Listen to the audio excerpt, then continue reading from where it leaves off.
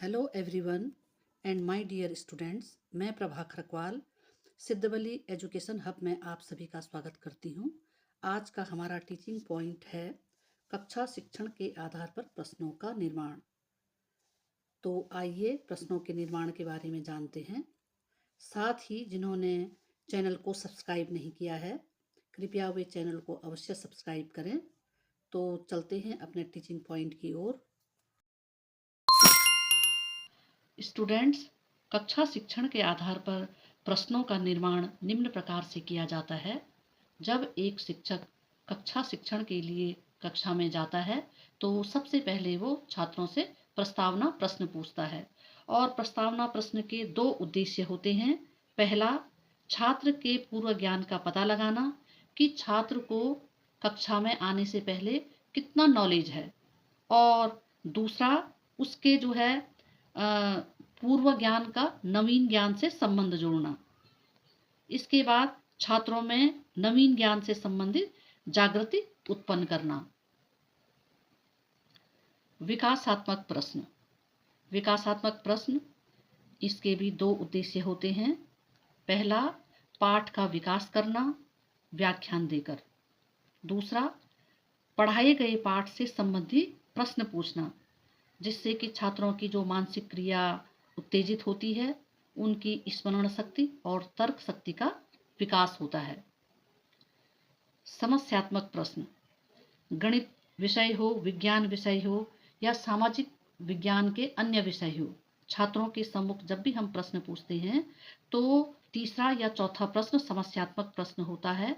समस्यात्मक प्रश्न का अर्थ होता है कि वो कठिन प्रश्न जिसका उत्तर छात्र नहीं जानते हैं और शिक्षक अपने व्याख्यान के द्वारा उस प्रश्न की समस्या का निवारण करता है।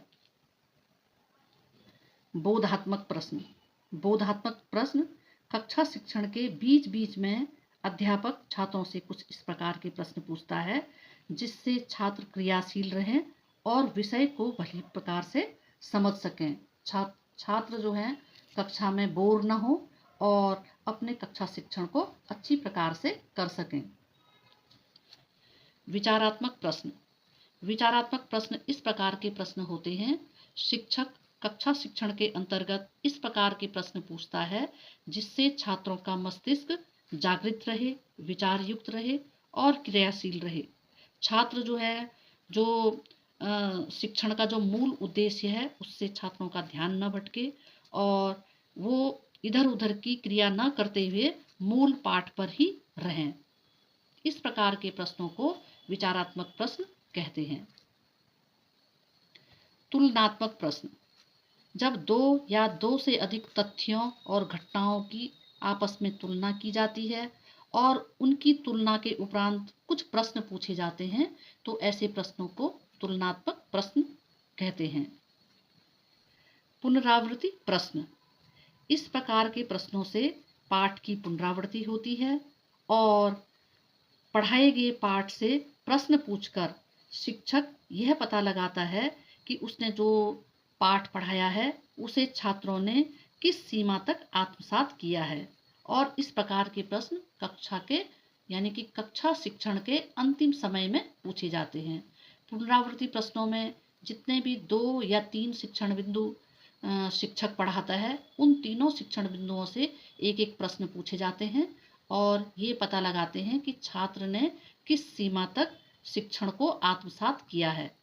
तो अतः इसी प्रकार कक्षा शिक्षण में प्रश्नों का निर्माण किया जाता है, छात्रों से प्रश्न पूछे जाते हैं और अपनी पाठ योजना को पूर्ण किया जाता है। स्टूडेंट्स, आज का लेक्चर यहीं पर समाप्त करती हूँ। धन्यवाद।